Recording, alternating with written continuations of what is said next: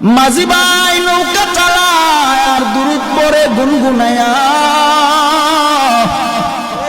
ওই নদীর মাঝে একটা মাছ মনোযোগ সহকারে ওই মাঝি ভাইয়ের দুরূদের আওয়াজ শুনতেছে।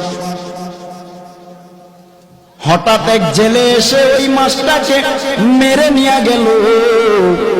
নিয়ে যাওয়ার পর বাজারে নিল, বাজারে নেওয়ার পরে বিক্রি করে। মাছটা মনোযোগ সহকারে নবীর দুরূদ শুনতেছে,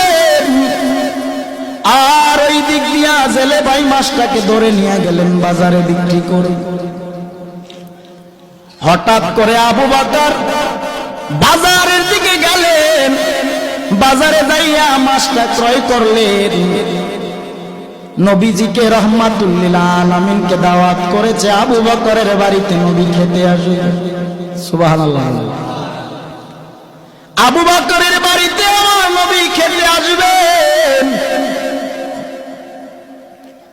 মাছটা কিনে বাড়ি নিয়ে বিবির কাছে বললেন, বিবি তুমি মাছটা সুন্দর করে রান্না করে তৈরি করে নাও, রাহমাতুল লিল আলামিন আজকে আমার বাড়িতে খেতে আসবে। বিবি মাছটাকে কেটে রান্না করার জন্য কড়াইয়ের মধ্যে যখন রাখলেন, পাতিলার মধ্যে যখন রাখলেন, চুলায় আগুন জ্বালায়। এরে বাবা, চুলার আগুন বারবার নিভে যায়। আবু বকর চিন্তা করে দেখলেন মাছটাকে রান্না করার জন্য রেডি করে আগুন নিভে যায়, চুলায় আগুন জ্বলেন। নবীকে দাওয়াত করেছি, নবী খাবে, কিন্তু মাছ রান্না করতে না পারলে নবী খাবে কিভাবে? আবু বকর নবীকে দাওয়াত করলেন, রাহমাতুল লিল আলামিন চলেন একটু আমার বাড়িতে যাবেন। নবী গেলেন। যাওয়ার পর আবু বকর সম্পূর্ণ ঘটনাটা খুলে বললেন, নবী মাছ ক্রয় করলাম, বিবিকে দিলাম, কেটে রান্না বসাবে, চুলায় যতবার আগুন দেয় আগুন নিভে যায়।